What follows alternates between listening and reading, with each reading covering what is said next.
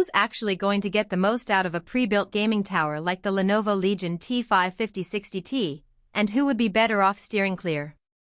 If you're sitting on the fence because you've seen a million gaming PC ads that promise 4K frame rates but also whisper about hidden bottlenecks, this is the kind of question I want to answer. Link is in the description if you want to check the product details on Amazon. The real dilemma for most buyers isn't just, does it run the latest titles? It's, will it fit into my daily routine, my desk space, and my budget without turning into an upgrade nightmare? Let's walk through exactly that. First off, the Legion T5 is positioned as an all-in-one entry mid-range rig.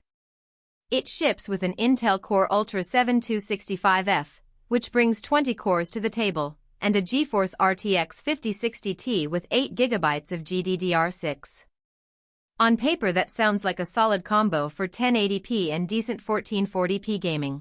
And the 64GB of DDR5 RAM plus a 2TB SSD promise you won't be swapping drives or watching loading screens for the next few years. But the real proof is in how those pieces behave once you plug the machine into your actual setup. If you're the kind of gamer who spends evenings on a single 1080p monitor, maybe with a couple of streaming tabs open, the Legion T5 feels comfortable right out of the box. The RTX 5060 delivers smooth 60+ FPS in titles like Apex Legends and Valorant, and you'll still see respectable 45-55 FPS in more demanding AAA games like Cyberpunk 2077 on medium settings. That's exactly the sweet spot for someone who wants competitive responsiveness without cranking the graphics to ultra. The 2TB SSD also means you can have several large games installed simultaneously without worrying about hitting a storage wall, and the DDR5 memory keeps those background applications, Discord, Chrome, maybe a music player, from stealing cycles from your game. Now, let's talk about the practical side of the tower itself. It's a fairly standard mid-tower case with a sleek black finish and a modest RGB strip that can be toggled on or off via Lenovo's software. The front panel houses 2 USB-C ports and a handful of USB-A slots, so you can connect a headset, a controller, or a webcam without reaching around the back. The rear has the usual mix of HDMI, DisplayPort, and a few extra USB-A connectors, which makes multi-monitor setups less of a chore.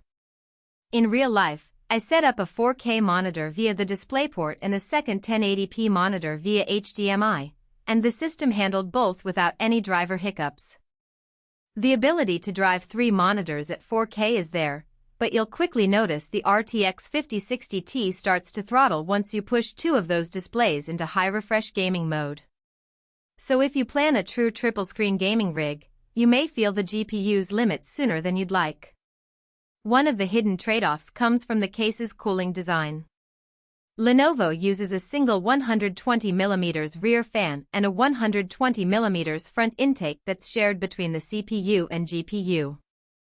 Under light loads, the fans spin quietly, you can hear a faint "we're in a silent room," but it's not distracting. Under sustained load, like a marathon Elden Ring session, the fans ramp up to a noticeable hum, and the CPU temperature settles in the low 80s Celsius range. That's safe, but it does mean the chassis isn't a champion of silent operation. If you work from the same desk and need a whisper-quiet environment for video calls or streaming, you might need to consider a supplemental fan or accept the noise level. Another practical point is the upgrade path. The motherboard is a standard ATX form factor, and the case gives you easy access to the RAM slots, SSD bays, and the GPU.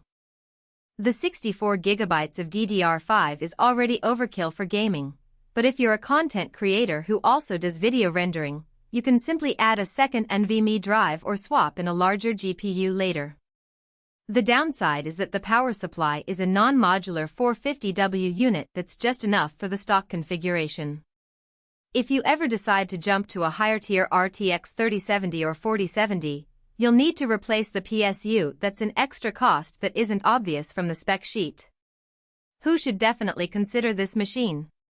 First, the casual to semi-hardcore gamer who wants a ready-to-play PC without the hassle of picking parts, building, and troubleshooting BIOS updates. The inclusion of Windows 11 Home out of the box means you're not stuck with a barebones OS that requires a separate install. Second, anyone who needs a solid workstation for multitasking, the 64GB RAM and massive SSD make it a pleasant environment for Photoshop, Unity development, or running virtual machines alongside a game. Third, people who appreciate a clean desk because the front I/O is well placed and the cable management inside the case is fairly straightforward, even if you're not a cable tidying pro. Who should hit the skip button?